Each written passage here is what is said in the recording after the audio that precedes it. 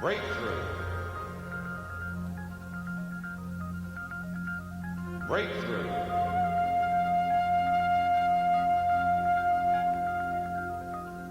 Breakthrough.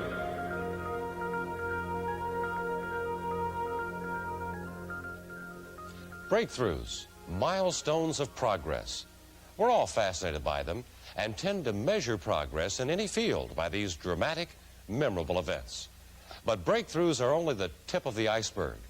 Real progress is an ongoing process, a journey rather than a destination. Breakthroughs are merely the milestones along the way. For example, back in 1908, Henry Ford designed the Model T. It was a breakthrough of its time. So was the kinetoscope, invented by a friend of Ford's, Thomas Alva Edison. The kinetoscope was an early version of motion pictures and a breakthrough in communications. In 1928, with the introduction of the Model A, there were those who thought old Henry had gone just about as far as he could go. They were probably the same people who thought talkies were just a fad and that Al Jolson would never make it as a singer. But both the automobile and communications were just beginning. Car companies introduced multiple models and specialized designs. And talking movies became all the rage, the ultimate in lavish entertainment. Cars became sleeker and more luxurious, and color came to movies, making them even closer to real life. In 1955, the classic Thunderbird captured the imagination of the country. And in the same decade, a brand new toy called television brought new meaning to the phrase mass communications. By 1960, cars had taken on the role of status symbols, as had color television, the most wanted appliance in most homes. By 1974, bigger was no longer better. The world was ready for new directions as Ford introduced the first downsized model, the Mustang II. Communications also moved in new directions, with videotape adding flexibility and convenience to the industry. Progress from that first Model T to Ford's new World cars, representing a new breed of high technology in automobiles. A breakthrough that promises the beginning of a new era to personal transportation. And in communications, you're looking at the most recent breakthrough in state-of-the-art technology, the Ford Video Communications Network. In its own way, as significant a breakthrough in communications as the World cars are to transportation. On the surface, it may not look much like a revolutionary breakthrough. It uses a disc that looks somewhat like a phonograph record, and it displays sound and images on a television screen in much the same way as videotape. So where's the breakthrough? Let's look beneath the surface. The video disc system is made up of 6 components. There's the disc itself, where the information to be communicated is stored. While it has similarities to a phonograph record, the differences are far more important. Instead of grooves, information is stored in tiny pits arranged in spirals around the disc. There are 54,000 spirals on the face of the disc, and each spiral makes up one picture or frame of information. That means each side of the disc can contain up to 54,000 still pictures, or run them at speed, and each side can provide 30 minutes of motion and action. Another difference between video disc and a phonograph: this player uses no needle to pick up the information from the disc. Instead, a laser beam reaches down below the surface of the disc and reflects the communications impulse back into a decoder. That means no wear. Nothing ever touches the disc. It will play as clearly and accurately its 10,000th time as it did the first time. And because the coded information is actually beneath the surface of the disc, fingerprints won't bother it, nor will minor scratches. These discs are meant to stand up to real use. The disc, the player, and the third component of the system, a personal remote control commander that lets you direct every function of the system. You can sit out front and enjoy the show, even when you're running it. Just be sure to point the commander at the disc player. The television set is the fourth component of the system. It can be used as a video disc monitor, or it can also function as a normal television set. The fifth component is the high-quality display and storage cabinet. It houses the video disc player and television receiver and provides convenient storage to organize and secure your disc. Casters allow the system to be easily moved. The sixth and most important component of the system is you. The Ford video disc system is interactive. That means it responds to your commands, does what you tell it to do. It can even ask and answer questions. In just a moment, you'll have the opportunity to try out that interactive capability for yourself. But to continue the comparison, video disc may look a little like a phonograph, and it may act a little like videotape, but it is like neither.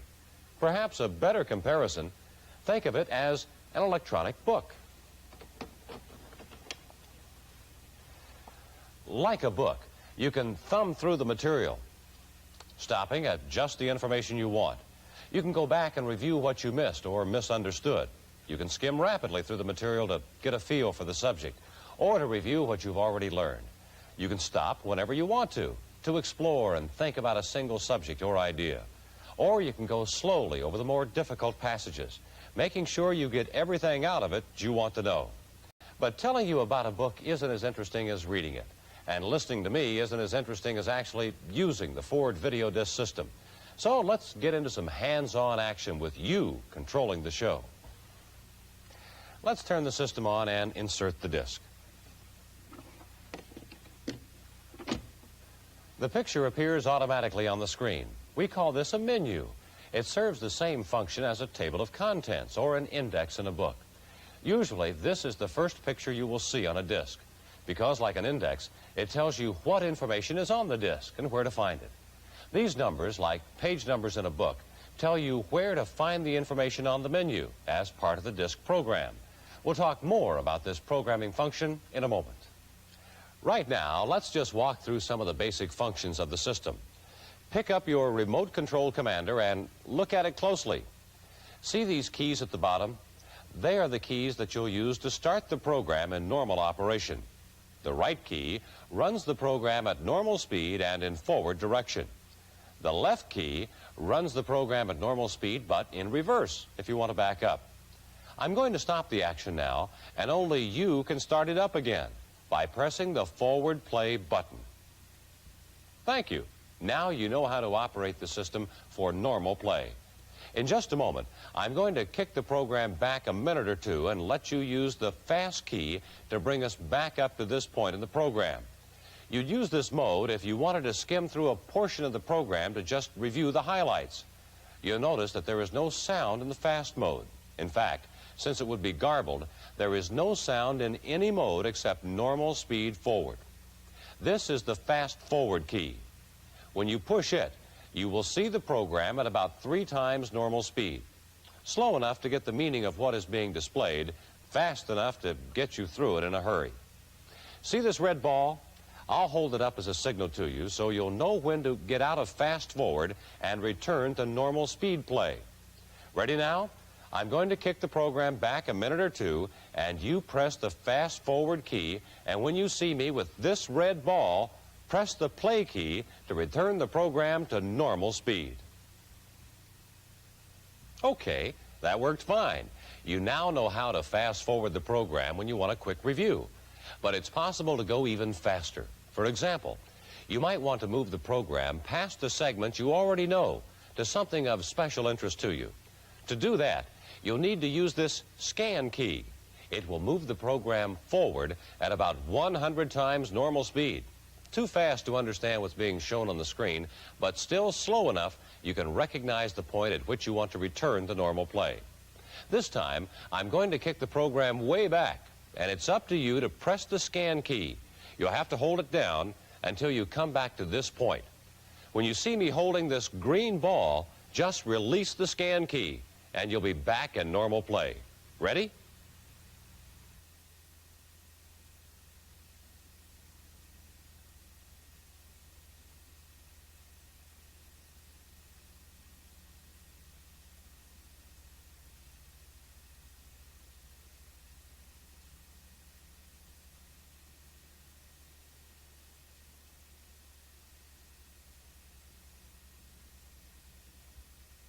Okay, that's the scan mode.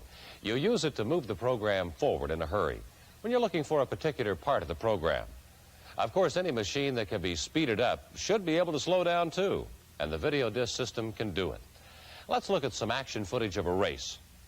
Pretty exciting, isn't it? But let's say you want to follow the action in detail. You can watch the race in slow motion, about 1/5 normal speed in either forward or reverse. These two keys control the slow motion function.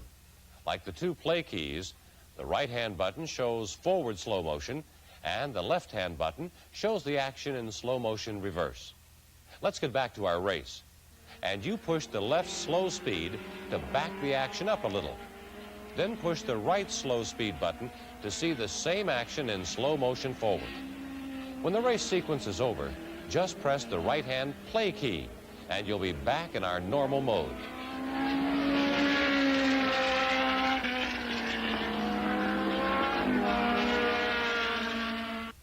Slow motion is great. It lets you really focus on detailed action. But sometimes even slow motion isn't slow enough. The system can also show you the action frame by frame. You can literally freeze the action at any point. These keys, called step-still keys, let you stop the action and hold on a single frame, or let you step through a sequence frame by frame. If you press the key once and release it, you get a still picture. If you press it and hold it down, the sequence will advance slowly frame by frame. Here's some action footage of a hockey game. It's the Olympic contest between the Russians and the U.S. team. Press the step-still key to stop the action where you want it. Back it up a frame at a time, and check the call in this game for yourself. When you're done, press the right-hand play key to return to normal mode. That's the step-still mode, and it's very useful when you want to pinpoint a particular action or activity on the screen. Those are the interactive functions of the system, functions that let you run the show the way you want to. But there's another very important feature of the system, one that takes you light years ahead of conventional videotape systems. Videotape was great, but do you recall when you had to search, view, and search again to find a particular part of a program? Sometimes you or your customer forgot what you were looking for by the time you found it. Video disc gives you almost instant access to any part of the program, and it does it in two ways. Let's go back to our menu for a moment and see how we can locate specific information. Remember, we said those numbers on the menu correspond to page numbers for the index to a book. Let's take number 2 on our menu, engineering features. I'm going to stop the action in a moment, and all I want you to do is select program 2 from the menu. When the menu appears, just press the appropriate number on the commander keyboard. Okay? You're in charge. Of course, on a new car program disc, this sequence would be longer, and the disc would contain other segments such as competitive comparisons, technical information, model availability, and so on. That's how you find information from the menu. But there are times when you want to locate a particular point in the program that's not on the menu. The system can handle that too. Press the index button on your control commander. Go ahead. See those numbers at the top of your screen? They identify the frame you're looking at. They tell you which picture is actually being shown on the television. Press the index button again, and the index numbers are gone. Press the index button again to display them and see how they are used. Let's say you want to go directly to this point on the program. Maybe it's a particular feature of a car or a benefit you want to show customers. First, you jot down or remember the frame number where the action you want begins. If the numbers are moving too fast for you to recognize, remember you can use the slow motion or step still keys to slow the action down. The index numbers will still appear. Write down this frame number. Got it? When the system is displaying the menu, the action is stopped. We happen to be looking at the menu, but this could be any point in the program. When you want to go to another point, to a point for which you have the index number, follow this procedure. We'll go back to the beginning of this sequence, the spot where you wrote down the index number. To locate our starting point on the disk from the index number, you need to do 3 things on your commander. First, you'll press the search key, but don't do it yet. Second, you'll enter the index number on this commander. Just type in the number. And finally, you'll press the enter key. When you do that, the program will automatically go to the index point you have selected and stop. You can then press any of the function keys, normal, reverse, fast, or slow. Remember, first press the search key, type in your index number, and then press the enter key. Go ahead and do it. If you should get lost, you can always find your place by pressing Menu. If you program the index correctly and scan to this point, you've just demonstrated you're getting pretty good at using the video disc system. That's good, because this new system is going to be the best and most effective tool in your dealership. It can also be used as an interactive training device, either in a one-on-one situation or with a group. Some programs will have question and answer segments like this.